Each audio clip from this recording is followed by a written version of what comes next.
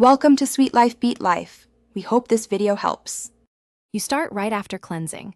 Moisturize and wait a minute so the skin isn't slippery.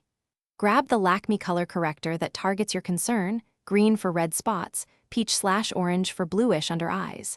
Now dot tiny amounts, about a half pea on each zone. Less is smarter because you can build coverage. Use fingertips or a small brush to gently tap the product into skin, blending outward.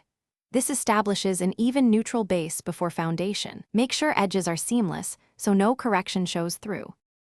Once the initial dots are in, blend with small tapping motions. Do not rub because that removes pigment and defeats correction. Work from the center of the corrected area outward toward the hairline and jaw for natural transitions. If coverage is insufficient, apply one thin additional layer only on stubborn spots.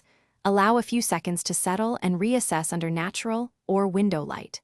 Finally, lightly press translucent powder with a sponge to lock the corrector in place. So the foundation layers. To finish, apply foundation sparingly over the corrected base. Use a damp sponge to bounce product in so the corrector stays put and coverage looks natural.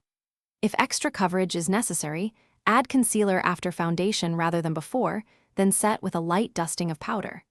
If things look cakey or patchy, don't panic.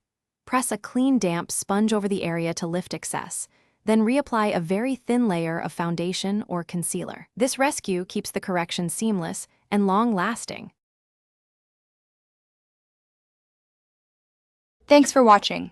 Consider subscribing if we helped you.